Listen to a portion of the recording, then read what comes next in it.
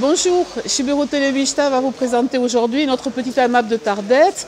Il ne fait pas beau, mais le moral est bon. Donc vous allez découvrir tous les producteurs de l'AMAP, les uns après les autres. Est-ce que vous savez ce que c'est qu'une AMAP? Une AMAP? Oui. Non. Bonjour, c'est quoi une AMAP? Bonjour, je sais pas, aucune idée. Est-ce que vous savez ce que c'est qu'une AMAP? Non, pas du tout. Est-ce qu'on va avoir la réponse? Ordine AMAPat, Association pour le maintien de l'agriculture paysanne. Elkarte bat da, ordin guk ataratzeko amapin estugu egin ohizko elkarte baten forma. Gu association de fe gijako elkarte bat gia. Eran nahi dela, voilà, gentik elkartzen diela, ebena ez dugula administratiboki hoi deklaratu eta ez dugula ez kontuik egiten, ez urteko biltzar nausik. AMAP baten helbuia zer den, ekoizle eta ioslen arteko harreman baten sortzia, lekunbeiko mozkinen ukeitia, sajokuk eta presio hunin. Bai iosniamtako, bai prefosta saltzaileamtako, belanaz hein bat untsa bizi dadin. Ataratzen AMAP sortu zen 2009an, olio pipita AMAP deitugunin, ordin sortu behitzen, etxebarren instalatzen zen batzeki egile batekin, batzezain bateki, Antoni, eta gu heben ataraztar iosle talde bat ginen, eta alkarreki ikusi gunin, Antonien proposamen baten ondotik, AMAP nula sorazten ahaltzen. Eta ordin 2009an abiatu ginen, batzekiekin baizik heben ataratzeko merkatu eta pertu hontan. Matio Mendizabala, deitzen naiz, altzukun instalatua naiz nire emaztearekin, Gae Karbaila da gure entrepresa. Eta nik ogia ekartzen dut, beraz, aste horoz ataratzeko amapelat. Beraz, ogiarekin egiten duzu aste horoz, beraz, ogiaren proposatzerat. Guretako ataratzeko amapa importantea da, gure salmentaren porzentai importantea da. Eta amapa zergaitik, amapa da fidelitatea bada, urbiltasuna ere, eta guretako salmenta eta kontaktu hori importanta da gure enpresaren dako. Moi je prends à Mathieu toutes les semaines un pain rond qui a une mie un peu gonflée et un pain carré, long, enfin moulé. Je ne prends pas de pain ici, quoi qu'il soit très bon, c'est parce que la contrainte de ne l'avoir que le lundi et tous les lundis, ça me va pas pour le pain. Par contre, j'aime bien pour les légumes, c'est très bien pour moi et je suis contente d'avoir la surprise des légumes. Je suis Anthony Sens, donc producteur maraîcher sur Etchebar. Je fournis donc des légumes à l'AMAP de Tardette depuis 2009. C'est une quarantaine de paniers tous les lundis entre le mois de juin et le mois de janvier, fin janvier. Donc c'est un contrat en fait qu'on fait sur 8 mois et qui se coupe fin janvier parce qu'après, donc sur la période février, mars, avril, on a une variété de légumes, diversité de légumes un peu limitée. Donc on a un contrat saisonnier sur 8 mois. Donc le principe de ce contrat, c'est donc que moi je m'engage tous les lundis à être ici avec un panier le plus varié possible et avec un prix de panier qui s'approche ou qui dépasse, mais qui est en moyenne sur l'année autour de 11 € pour le petit panier et de 16 € pour le grand. Donc il y a deux modèles de panier, les consommateurs choisissent le petit ou le grand en début de contrat. Et moi, j'essaie tout au long donc, de la saison de le remplir au mieux, de trouver un maximum de diversité de légumes pour chaque semaine. Le jeu de l'AMAP, c'est un petit peu ça. Moi, j'ai la chance d'avoir une quantité fixée donc, de paniers tout au long de l'année. Donc c'est autour de 40, selon les années, 40 et 41. Et par contre, la pression un petit peu pour moi, c'est d'arriver à les remplir, donc à ne pas arriver le lundi avec une gamme de légumes trop réduite. Bon, et puis ce qui est sympa, c'est qu'Anthony, il fait un panier d'échange. C'est-à-dire que quand il y a quelque chose qui ne nous convient pas, par exemple, chez nous, on ne supporte pas le chou, et bien, on peut l'échanger contre des betteraves, des carottes, enfin, ce qu'il y a, on peut faire un échange. Abordable, certains moins chers que dans les rayons bio des grandes surfaces. Et on sait d'où ça vient, on connaît le producteur. Pour nous, c'est important d'être en lien étroit avec le producteur, de pouvoir le soutenir s'il a des difficultés, comprendre qu'il ait des difficultés, accepter que éventuellement la production manque une fois ou l'autre. Ordin amapan sartzeko hein bat simple da, nur nahi sartzen ahal da, ez da kide izateko ez da deuze pakatzeik dohainik da. Egiten den gaiza bakarra da, saju hatxarrin kontratu bat igaiten dela joslia eta saltzalian artin. Ordin gue amapa sartzen da orokorki amapen sisteman, egan nahi du sarta bat badela eta gu hortan sartzen gela. Ordin kontratu bat hasigabe juiten gia ekoizlian ikustea eta segurtatzen gia haekin edo biologikoki edo pu unguamenan errespetin be ekoizpenak eginen dutila. Hoi ikusten dugu alkarreki hasigabe eta josler untsabazaie abiatzen gia hola edo ikusten dugu ekoizliaekin nula lusan juliantzen ahalden amapako sartak galtegiten dinatik. Ordin hoi kontratuka ikusten da nulako kontratia egiten din, sajuka egiten baita usin. Kontratu bat urrentzen delaik eta berri baten arrabiazteko behar da jakinazi jarraikina hidela eta ezpada deus erraiten kontratu urrentzen da. Je suis Catherine Bourguet, je suis la compagne de Benoît Chalat avec lequel je suis installée en GAEC. Nous produisons des bovins viandes et des poulets et donc nous fournissons la MAP avec nos poulets depuis 2010. La MAP nous a permis de nous lancer dans notre production de poulets parce que nous y mentions depuis un moment déjà, mais le fait de savoir que nous avions la MAP en tant que débouché, ça nous a permis de faire le pas de nous lancer. Donc nous produisons nos poulets sur la commune d'Arras-la-Rebieux pour une durée d'élevage de 115 à 130 jours. Nous sommes ravis de travailler avec la MAP parce que ça nous permet d'avoir un débouché sûr et régulier, avec des contrats qui sont passés avec nos clients 6 mois à l'avance. Donc ça permet d'organiser notre travail, de planifier notre production à l'avance. Je pense que nos clients sont contents d'avoir des produits de qualité et des produits locaux. Et nous sommes très contents aussi de venir ici, de voir du monde, de pouvoir discuter avec nos clients, d'avoir des retours sur la qualité de nos produits et sur leurs impressions. Et voilà, et donc ça nous fait passer un moment convivial avec tous les autres producteurs aussi. Ça nous permet d'échanger sur d'autres questions d'agriculture, sur plein d'autres sujets. Voilà. Mementoko leku bada ateratzeko amapin, juliantzen ahaltzide, kontratuk hasi dia, ordin kontratu urrentzin ahalko zutiegu sarrazten nahi baduzie. Ordin amapin sartzez, gizabatez unguamenan zaintzian parte hartzen dugu, haitatzen behitugu biologikoki edo unguamenan errespetian eginik dien gaizen jostia eta kontsumitzia. Igaiten dutugun kontratik interesgarriak bai josliantako, bai saltzailiantako, eta erraiten ahalda hor harriman orekatu bat sortzen dela amapan sartzez. Eta azkenik, hebenko produktien jostez eta ekoiztez parte hartzen dugu Sibeoko bizin, hebenko ekonomian parte hartzez susenka, heben gaizen jostez eta heben aktivitate ekartez.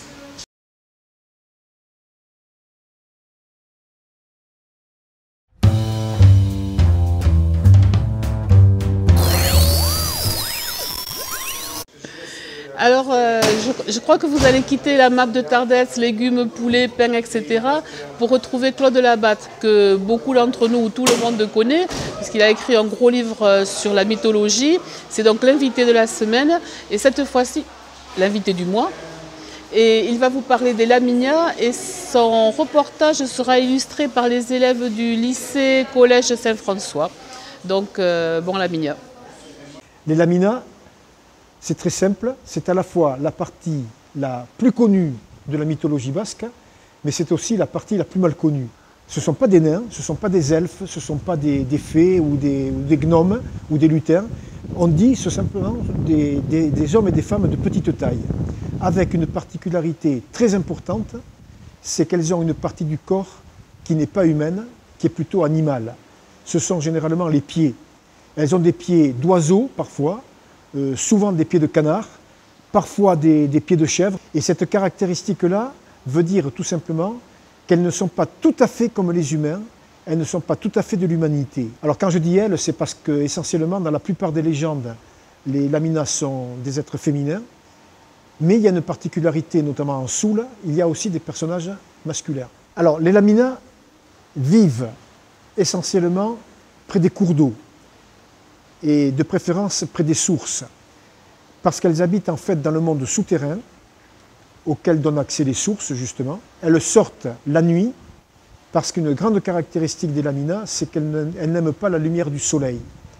Elles fuient la lumière du soleil et la lumière du jour. Et on peut les apercevoir tout à fait par hasard, la nuit, en train de se peigner ou en train de faire la lessive dans les ruisseaux.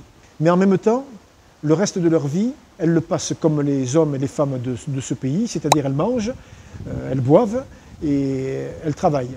Donc leur nourriture c'est très simple, le lait essentiellement, le fromage, les fruits, les pommes en particulier, avec une petite spécificité qui n'est pas banale, elles mangent souvent les pommes que les hommes disent avoir mais qu'ils n'ont pas. Quand un homme qui fabrique du cidre ment en disant qu'il a récolté 50 sacs de pommes, alors qu'il n'en a récolté que 40, eh bien les laminas se nourrissent des 10 sacs que l'homme dit avoir et qu'il n'a pas. Les laminas aiment aussi le bon pain, mais le bon pain blanc que ne connaissent pas les gens. À l'époque où les gens mangeaient du pain de maïs, les laminas connaissaient du pain extraordinaire, c'était le pain blanc. Et quand les hommes découvrent ce pain, ils essayent d'en avoir, mais les laminas leur interdisent d'en apporter à la maison. Et l'autre caractéristique des laminas, c'est qu'elles possèdent des richesses immenses à l'intérieur de leurs repères souterrains. Et cette richesse, c'est tout simplement l'or, l'or que contient la terre. C'est l'or de la connaissance, c'est-à-dire la sagesse. Et on est là dans un domaine extraordinaire, dans cette mythologie qu'on dit très archaïque, qu'on dit très rurale, très primitive. En fait, on a la même chose que dans la culture grecque, quand sur le temple de Delphes, il y a la devise « Connais-toi toi-même », eh bien quand les laminas offrent de l'or aux hommes, c'est pour lui dire « Connais-toi toi-même ». Alors comment ça s'est dit dans les légendes anciennes? Eh bien tout simplement, quand on fait dire aux légendes que les laminas se peignent au bord du ruisseau avec un peigne en or, le peigne est le symbole de la connaissance également de soi-même. Les dents du peigne sont comme les rayons du soleil qui permettent de faire la lumière sur sa personnalité.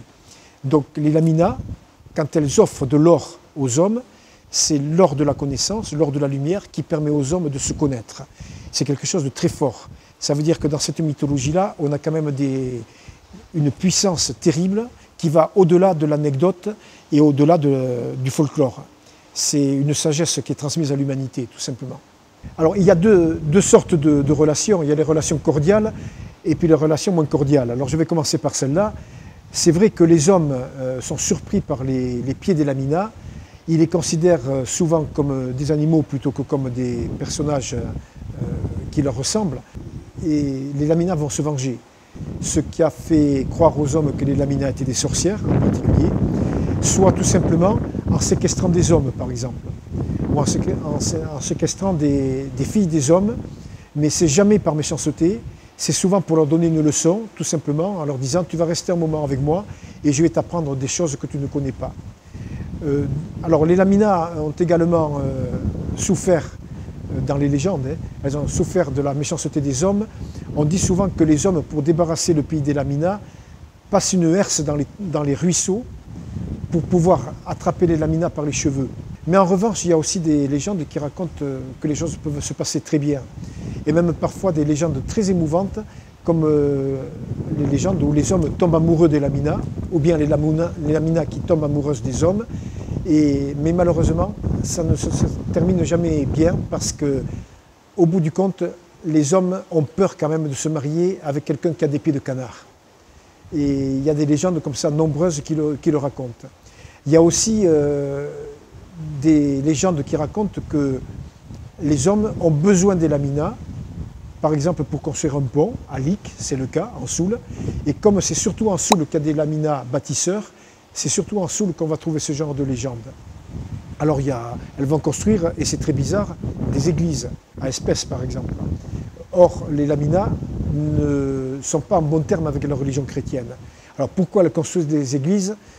On ne sait pas. On ne sait pas, il n'y a aucune explication. En tout cas, elles construisent des églises, elles construisent aussi des maisons, et en particulier des maisons nobles, des maisons fortes, c'est-à-dire ce qu'on appelle des châteaux, ici en Pays Basque. C'est-à-dire des endroits où vivent des gens qui sont plutôt de la noblesse.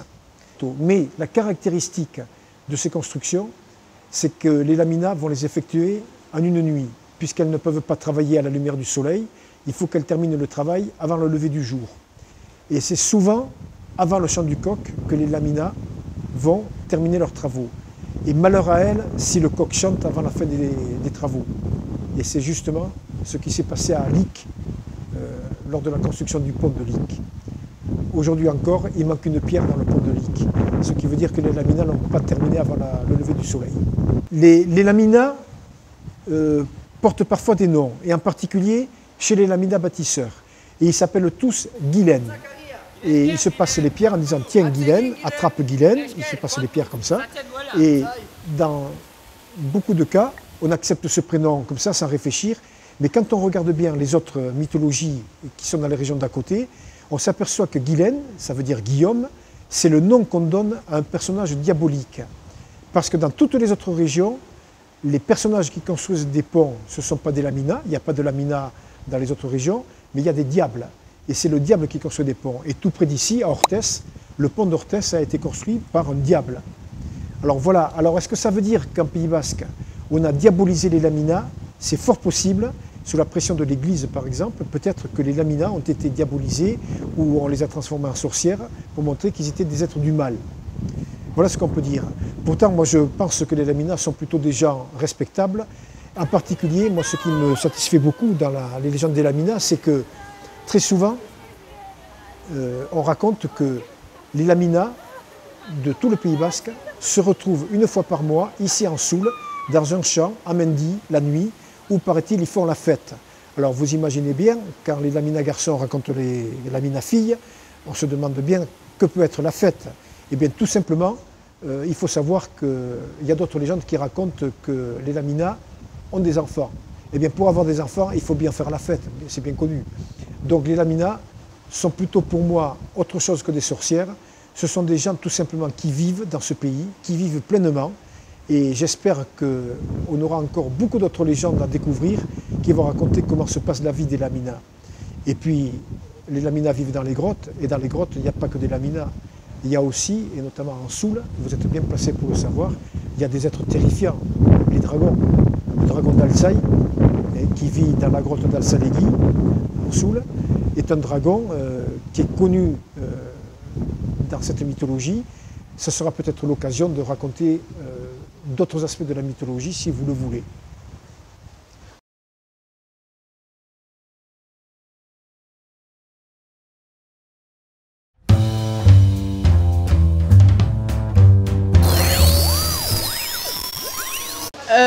Ben voilà, pain, poulet, etc. Légumes, laminats. Maintenant, vous allez retrouver Kevin Ituria qui est aux États-Unis et qui est un pelotari bien connu des Souletins. Voilà, bon voyage.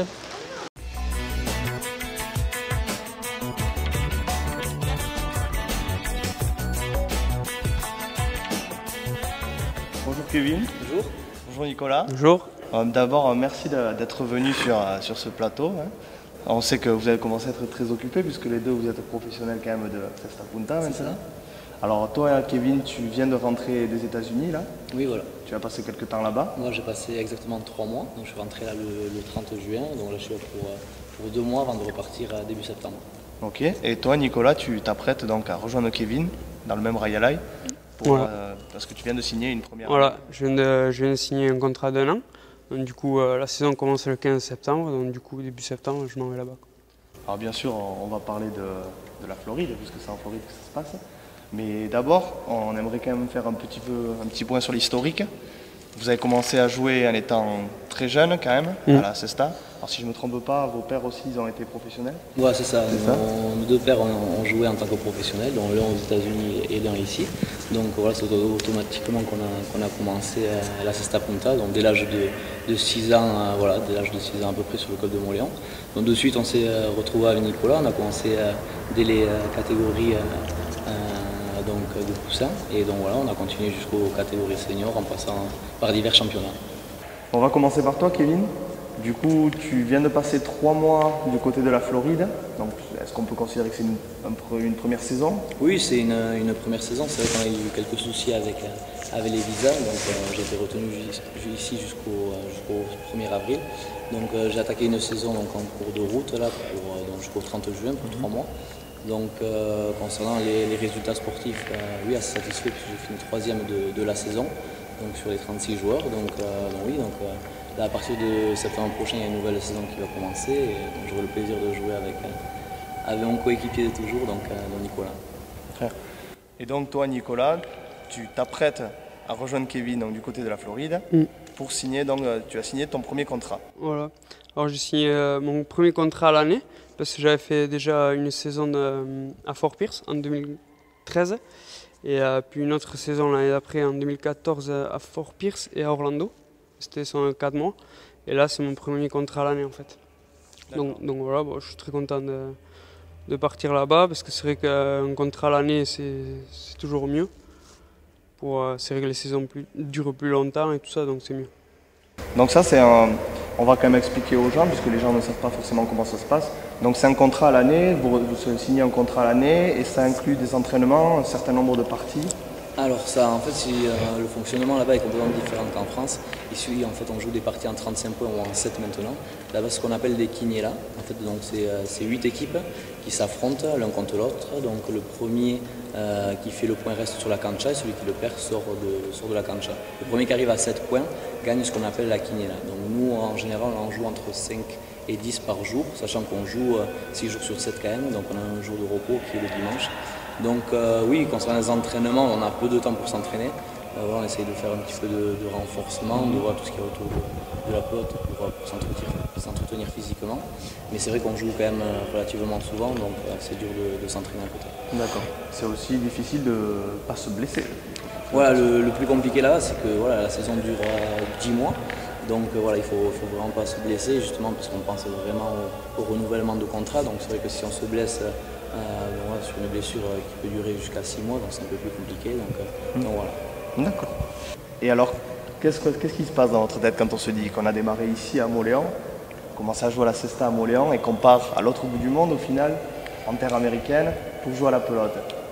Mais c'est vrai que nous on a rêvé depuis tout petit parce qu'on venait au départ voir les professionnels ici sur le fronton de Montléon, donc qui rentraient justement pendant la période estivale et qui jouaient sur le fronton de Montléon. On avait les Espagnols et les Américains, les têtes d'affiche. C'est vrai que ça nous faisait rêver et la seule chose qu'on souhaitait, c'est partir aux États-Unis. Donc voilà, là c'est vraiment l'aboutissement de ce qu'on a commencé depuis tout petit. Donc on est réellement satisfait et surtout de partir les deux ensemble, qu'on soit deux Mollonais entre copains.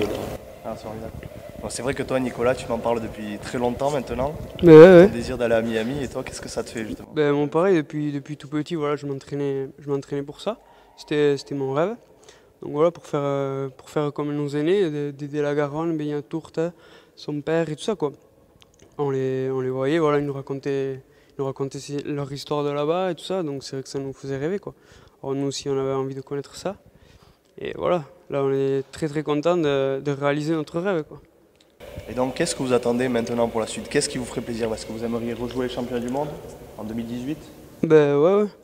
Ouais, parce qu'en plus, en 2018, ils sont à Barcelone.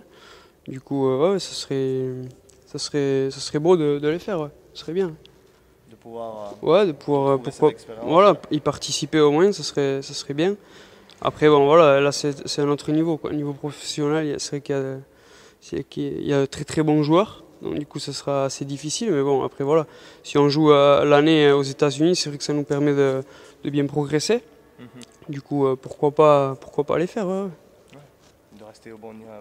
Exactement, ça va nous permettre de bien progresser et on verra bien. Dans ce cas, il ne me reste plus qu'à vous souhaiter de passer une super saison là-bas. Hein, ça sera dans tous les cas une belle expérience et puis on espère vous revoir pas trop vite. Hein. On espère que vous allez rester là-bas quelques années, le temps de... On va essayer. Voilà, le temps de peaufiner ce jeu et pourquoi pas gagner les champions du monde. Pourquoi pas? Bon, très bien. Merci beaucoup en tout cas. Merci à toi, Luc.